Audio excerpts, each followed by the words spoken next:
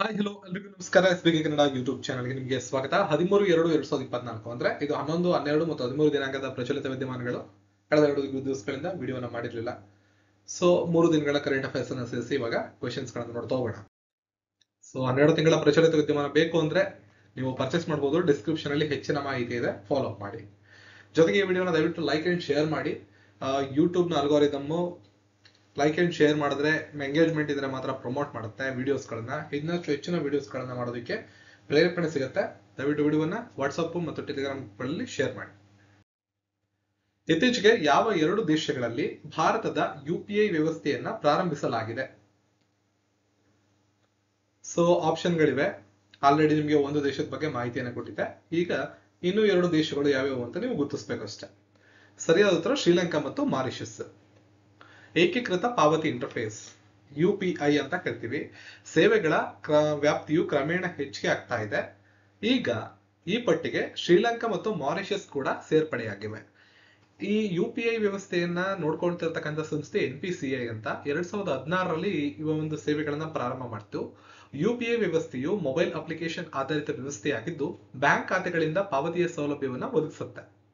ಇತ್ತೀಚೆಗೆ ಈ ಸೌಲಭ್ಯವನ್ನ ನಮ್ಮ ಫ್ರಾನ್ಸ್ ಅಲ್ಲಿ ಮಾಡಲಾಯಿತು. ಫ್ರಾನ್ಸ್ ನ ಅಧ್ಯಕ್ಷರು ಇಮ್ಯಾನ್ಯುಯಲ್ ಮ್ಯಾಕ್ರನ್ ನಮ್ಮ ಗಣರಾಜ್ಯೋತ್ಸವಕ್ಕೆ ಮುಖ್ಯ ಅತಿಥಿಗಳಾಗಿ ಬಂದಿದ್ರು.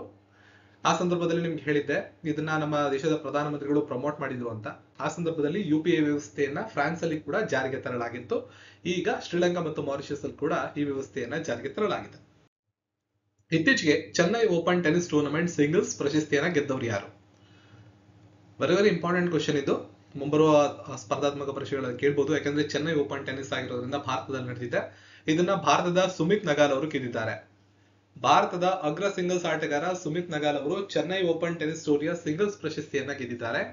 ಫೈನಲ್ ನಲ್ಲಿ ಇಟಲಿಯ ಲುಕಾ ನಾರ್ಡಿ ಅವರನ್ನ ಸೋಲಿಸುವ ಮೂಲಕ 5ನೇ ಚಾಲೆಂಜರ್ ಮಟ್ಟದ ಸಿಂಗಲ್ಸ್ ಪ್ರಶಸ್ತಿಯನ್ನು ಅವರು ಗೆದ್ದಿದ್ದಾರೆ. ಅವರು 2017ರಲ್ಲಿ ಬೆಂಗಳೂರು ಓಪನ್ ಒಂದು ಚಾಂಪಿಯನ್ಶಿಪ್ ಅನ್ನ ಮೊಟ್ಟ ಮೊದಲನೇ ಬಾರಿಗೆ ಗೆದ್ದಿದ್ರು.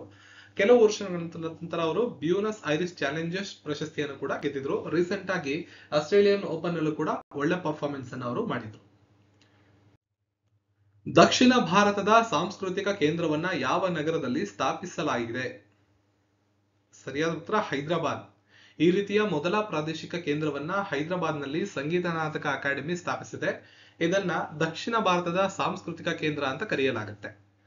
ಮಾಜಿ ಉಪರಾಷ್ಟ್ರಪತಿ ಶ್ರೀ ಎಂ ವೆಂಕಯ್ಯ ನಾಯ್ಡು ಅವರು ಮತ್ತು ಕೇಂದ್ರ ಸಚಿವರಾದ ಜಿ ಕಿಶನ್ ರೆಡ್ಡಿ ಫೆಬ್ರವರಿ 12ರಂದು ಇದನ್ನು ಉದ್ಘಾಟನೆ ಮಾಡಿದ್ದಾರೆ. ಇದರೊಂದಿಗೆ ಭಾರತ ಕಲಾ ಮಂಟಪಂ ಆಡಿಟೋರಿಯಂಗೆ ಅಡಿಗಲ್ಲನ್ನು ಕೂಡ ಹಾಕಲಾಗಿದೆ. ನವೀಕರಿಸಬಹುದಾದ ಇಂಧನ ಕ್ಷೇತ್ರದಲ್ಲಿ ನಾವೀನ್ಯತೆ ಮತ್ತು ಸಂಶೋಧನೆಗಾಗಿ IREDA ಯಾವುದೊಂದರಿಗೆ ಒಪ್ಪಂದಕ್ಕೆ ಸಹಿ ಹಾಕಿದೆ? IIT Varanasi, IIT Delhi, IIT Bhubaneswar, IIT Mumbai. IIT Bhubaneswar. Indian renewable energy development agency limited IIT ಭುವನೇಶ್ವರದೊಂದಿಗೆ ನವೀಕರಿಸಬಹುದಾದ ಇಂಧನ ಕ್ಷೇತ್ರದಲ್ಲಿ ನಾವೀನ್ಯತೆ ಮತ್ತು ಸಂಶೋಧನೆಯನ್ನ ಉತ್ತೇಜಿಸಲು ಒಪ್ಪಂದವನ್ನ ಮಾಡಿಕೊಂಡಿದೆ. ಇದೊಂದು ಭಾರತೀಯ ಸಾರ್ವಜನಿಕ ವಲಯದ ಉದ್ಯಮವಾಗಿದ್ದು ಈ IREDA 1987ರಂದು ಸ್ಥಾಪನೆ ಮಾಡಲಾಗಿತ್ತು. ಯಾವ ದೇಶವು ICC ಅಂಡರ್-19 ವಿಶ್ವಕಪ್ 2024ರ ಪ್ರಶಸ್ತಿಯನ್ನ ಗೆದ್ದುಕೊಟ್ಟಿತು? ಸರಿಯಾದಂತ ಉತ್ತರ ಆಸ್ಟ್ರೇಲಿಯಾ. ICC ಅಂಡರ್-19 ವಿಶ್ವಕಪ್ 2024ರ ಫೈನಲ್ ನಲ್ಲಿ ಭಾರತವನ್ನ ಸೋಲಿಸುವ ಮೂಲಕ ಹಾಲಿ ಚಾಂಪಿಯನ್ ಆಸ್ಟ್ರೇಲಿಯಾ ಪ್ರಶಸ್ತಿಯನ್ನ ಗೆದ್ದುಕೊಂಡಿದೆ. ಆಸ್ಟ್ರೇಲಿಯಾ ಇದುವರೆಗೂ 4ನೇ ಬಾರಿ ಈ ಪ್ರಶಸ್ತಿಯನ್ನ ಗೆದ್ದಿದೆ. ಆಸ್ಟ್ರೇಲಿಯಾ ಸತತ 3ನೇ ಬಾರಿಗೆ ಫೈನಲ್ ನಲ್ಲಿ ಭಾರತವನ್ನ ಸೋಲಿಸಿದೆ. ಟೂರ್ನಿಯಲ್ಲಿ ಅತಿ ಹೆಚ್ಚು ರನ್ ಗಳಿಸಿದವರು ಭಾರತದ ಉದಯ್ ಸಹರಾನ್ 397 ರನ್ನು ಮತ್ತು ದಕ್ಷಿಣ ಆಫ್ರಿಕಾದ ಕ್ವೈನಾ ಮಫಾಖಾನ್ ಅವರು 21 ವಿಕೆಟ್ ಪಡೆದು ಟೂರ್ನಮೆಂಟ್ ನ ಅತ್ಯಂತ ಹೆಚ್ಚು ವಿಕೆಟ್ ಟೇಕರ್ ಆಗಿದ್ದಾರೆ. ಈ ಹಿಂದೆ 2023ರ ವಿಶ್ವಕಪ್ ಏನಿತ್ತು, ವರ್ಲ್ಡ್ ಕಪ್ ವಿಶ್ವಕಪ್ ನ ಟೂರ್ನಮೆಂಟ್ ಅಲ್ಲೂ ಕೂಡ ಭಾರತ ಮತ್ತು ಆಸ್ಟ್ರೇಲಿಯಾ ತಂಡಗಳು ಅಂದ್ರೆ ಪುರುಷರ ಮುಖ್ಯ ತಂಡ ಏನಿದೆ, ಮೈನ್ ಟೀಮ್ ಏನಿದೆ, ಅಂಡರ್-19 ಟೀಮ್ ಅನ್ನು ಹೊರತುಪಡಿಸಿ ಹೇಳೋದಾದ್ರೆ ಅವು ಕೂಡ ಅನ್ಬೀಟನ್ ಟೀಮ್ ಆಗಿತ್ತು. ಭಾರತ ಆಸ್ಟ್ರೇಲಿಯಾ ಫೈನಲ್ ನಲ್ಲಿ ಮೀಟ್ ಆಗಿದ್ವು. ಭಾರತದ ವಿಶ್ವಕಪ್ ಗೆಲ್ಲುವಂತ ಕನಸನ್ನ ನುಚ್ಚುನೂರು ಮಾಡಾಗಿತ್ತು ಆಸ್ಟ್ರೇಲಿಯಾದ ಪುರುಷರ ಅಗ್ರಸ್ಥಾನಿ ತಂಡ. ಈಗ ಅಂಡರ್-19 ಅಲ್ಲೂ ಕೂಡ ಈ ಅಂಡರ್-19 ಭಾರತದ ತಂಡ ಅನ್ಡಿಫೀಟೆಡ್ ಆಗಿತ್ತು. ಯಾವುದೇ ಒಂದು ಪಂದ್ಯವನ್ನ ಸೋತಿರ್ಲಿಲ್ಲ. ಟೂರ್ನಮೆಂಟ್ ನಲ್ಲಿ ಫೈನಲ್ ಪಂದ್ಯವನ್ನ ಸೋಲುವ ಮೂಲಕ ಚಾಂಪಿಯನ್ ಆಗುವಂತಹ ಕನಸಿಗೆ ತಣ್ಣೀರಿಡ್ಸಿದೆ ಅಂತ ಹೇಳ್ಬೋದು. ಈ ಹಿಂದೆ ಅಂಡರ್-19 ಮತ್ತು ವರ್ಲ್ಡ್ ಕಪ್ ಟೂರ್ನಮೆಂಟ್ ಹೊರತುಪಡಿಸಿ ಟೆಸ್ಟ್ ಚಾಂಪಿಯನ್ಶಿಪ್ ಅಂತ ನಡೆಯುತ್ತೆ. ಅಲ್ಲೂ ಕೂಡ ಭಾರತ ಆಸ್ಟ್ರೇಲಿಯಾ ತಂಡಗಳು ಮುಖಾಮುಖಿಯಾಗಿದ್ವು. ಅಲ್ಲೂ ಕೂಡ ಆಸ್ಟ್ರೇಲಿಯಾ ತಂಡ ಭಾರತ ತಂಡವನ್ನ ಸೋಲಿಸಿತ್ತು. ಸೊ ಕಳೆದ 3 ಫೈನಲ್ಗಳಲ್ಲೂ ಭಾರತ ತಂಡ ಆಸ್ಟ್ರೇಲಿಯಾ ತಂಡದ ವಿರುದ್ಧ ಸೋಲಿರೋದ್ರಿಂದ ಫೈನಲ್ ನಲ್ಲಿ ಪ್ರಶಸ್ತಿಗಳನ್ನ ಗೆಲ್ಲೋಕೆ ಆಗ್ತಾ ಇಲ್ಲ. ಇದು ನಿಮ್ಗೆ ಗೊತ್ತಿರಬೇಕು. ಫಿನ್ಲ್ಯಾಂಡ್ ನ ಮುಂದಿನ ಅಧ್ಯಕ್ಷರು ಯಾರು? ಪ್ರಶ್ನೆಗೆ ಸರಿಯಾದ ಉತ್ತರ ಅಲೆಕ್ಸಾಂಡರ್ ಸ್ಕರ್ಬ್.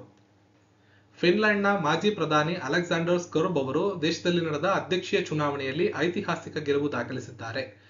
ರಾಷ್ಟ್ರೀಯ ಸಮ್ಮಿಶ್ರ ಪಕ್ಷದ ಅಭ್ಯರ್ಥಿ ಸ್ಟೋರ್ವ್ 51.6 ಮತಗಳನ್ನು ಪಡೆದರೆ ಲ್ಯಾವಿಸ್ಟೋ 48.4 ಮತಗಳನ್ನು ಪಡೆದಿದ್ದಾರೆ.